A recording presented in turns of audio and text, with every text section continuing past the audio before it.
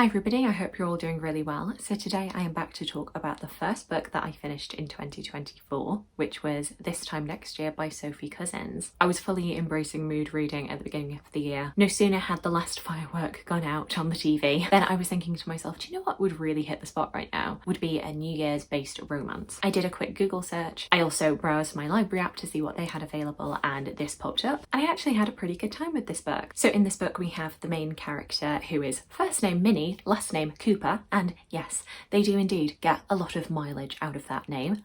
Pun intended, absolutely. Minnie is based in London and she co-owns this charity-funded Meals on Wheels type service, cooking and delivering pies, particularly to pensioners who need that extra bit of care and company that so often people in the older stages of life don't tend to get. Another pivotal thing to know about Minnie is that she was born within the first few minutes of January the 1st in 1990, but she has been brought up to believe that her birthday is bad luck. We first meet her on New Year's Eve 2019, so going into 2020, and to be clear, this book was published in August 2020, was presumably written far before that, so no, there are no allusions to COVID and lockdown in this version of 2020. So you can just imagine this as the 2020 we hopefully would have had. She's been taken to a birthday party for another New Year baby by her journalist boyfriend Greg, but Minnie spends time there not knowing anybody and feeling very out of her depth around all the high flyers around her, as well as the fact that she is just generally waiting for the birthday curse to take hold. Sure enough, before too long she ends up getting locked in a bathroom stall. After midnight, no way out, and her phone is dead, so she can't even contact her boyfriend to get her out, and all the partygoers are distracted by the thrill of the new year. She wakes up the next morning to her rescuer, who just so happens to be the birthday boy in question. Within a few minutes of talking to him, she realises that she recognises his name, Quinn Hamilton. As it turns out, both of their mothers were in labour at the same time in the same hospital in the same room. However, it is not a fond memory that her mother Connie shares. Connie remembers helping Quinn's mother Tara through her labour pains, as well as sharing details about a cash prize that was going to be given to the first baby born in a London hospital in 1990, a prize that the working class Connie is desperate to get. However, by the end of the night, it is Tara and not Connie who ends up going home with that cash prize, having evidently given birth just a minute before Connie did. However, that is not all, because Connie is horrified to find out that Tara ended up using the baby name that Connie was going to use for her daughter, and so what should have been Quinn Cooper becomes Minnie Cooper. And from that moment on New Year's Day 2020, the book follows the rest of the year as Minnie and Quinn slowly get to know each other, learn more about each other's very different lives from their similar beginnings, and we see how their interactions end up sparking changes and reflections, not just within themselves, but with the people around them as well. And all parties involved end up making changes to their lives in some way. I wasn't actually sure what I was going to make of this book, but I actually found this to be a really charming start to the new year. I thought this would be a very straightforward romance, you know, girl meets boy, there's some general vague conflict that ends up keeping them apart for a while, until a very predictable ending. But this actually felt very grounded, at least most of the way through. And while it is a romance at heart, there is a lot more focus than I would typically expect on other characters in this narrative. Everybody in this book is fixing their life in little ways throughout the course of the book, even if a lot of that will take place behind the scenes. I also wasn't expecting this book to take a look at class in the way that it does, with these two babies being born on the same day, minutes apart, but having very different backgrounds and very different childhoods going forward. I wouldn't say the class commentary here is the deepest, and while Quinn is definitely the more privileged of the two, there are definitely ways in which Minnie is not, you know, the lowest of the low. She is working class, she isn't university educated,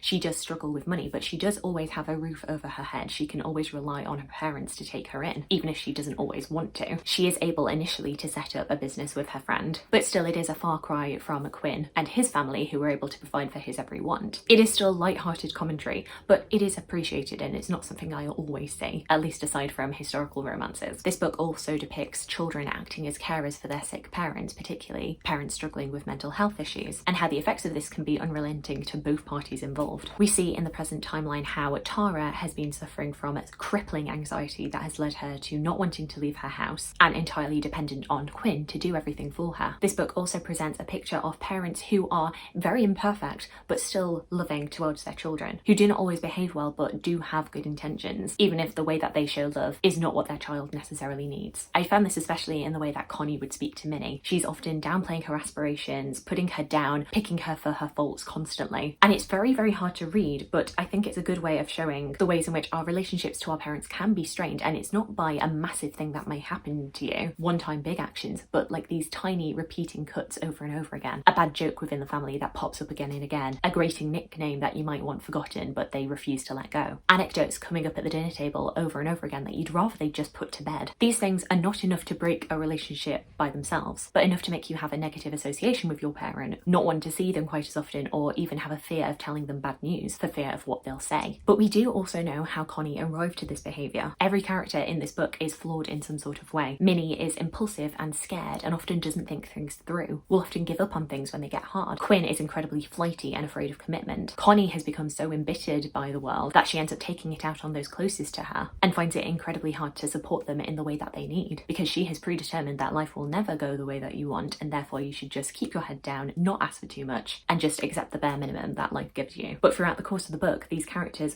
all grow in what feels like a realistic way. They don't end perfectly, but they are definitely trying. I also really appreciated how like little breadcrumbs of different characters' interests would play a part in the book as it went on, and everything did eventually come back round in the story. There were moments when I was reading this at the beginning where I was like, why do we need to know this about a character? But it would eventually come back round. It does end up explaining itself in the end, and that's always really satisfying. I did definitely have some gripes with this book. It wasn't perfect, though the gripes I had were fairly minor. This book does utilise a trope that I don't really like in romance, which is the disposable boyfriend and girlfriend, the original partner to a protagonist who we just know is going to end up being ditched at the end for the love interest. They seem like, you know, perfectly reasonable people, and then as soon as the protagonist meets their love interest, they end up becoming like comically horrible, so that it's very, very clear who you should dump and in turn who you should be with. And for me, it generally just feels like a very lazy obstacle to overcome, and that did kind of happen with this. However, what I will say is that Sophie Cousens does play around a little bit with this trope. These exes do end up coming back into the story later in a way that was actually quite refreshing. So even though I don't really love them being there, I did feel like just having them there generally was a bit lazy. I didn't completely hate their inclusion. I also struggled with how little we got of Quinn's perspective in this book. The narrative is mainly following Minnie, mainly going through the present day timeline in 2020, but then we'll also get little flashbacks to her childhood and her 20s.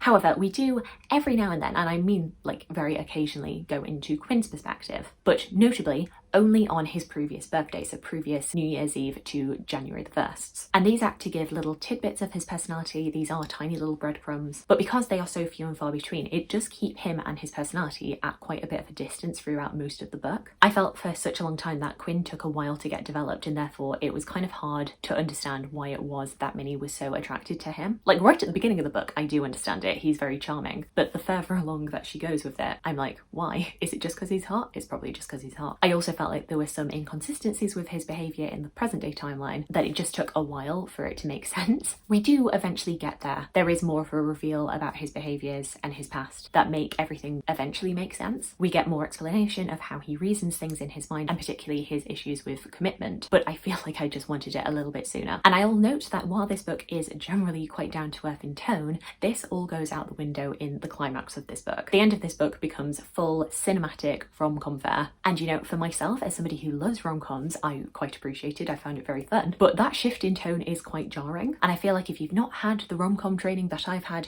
you might not make it. Jesse, listen to me! Remember your training! But I don't have any training! Though it was good fun, and hashtag Hamish is my hero, which will not make sense to anybody unless you've read it. Also, a detail that I found quite funny, and I just have to mention, is how Minnie's attraction to Quinn is characterised. So you know how in Harry Potter, Harry has a monster in his chest, which pops up every time he's around Ginny? Then you also have Anastasia Steele in 50 Shades of Grey, and she has like her inner goddess, who will do various actions whenever she's around Christian. Well, Minnie, whenever she is around Quinn, has owls in her stomach who will flap and hoot, who will make noises when she isn't doing anything with him, and it comes up again and again, and I just found it really, really funny. But there we go, those are all of my little scattered thoughts about this time next year. As I say, I did really enjoy this. It was a really good start to the new year. Do let me know if you've read this in the comments down below. Do let me know if you have any other New Year's based books that you would recommend to me. It doesn't have to be romance, anything that you recommend. I'd love to hear from you. I hope you're having a fantastic, fantastic day, and I look forward to talking to you again soon. Thanks. Bye.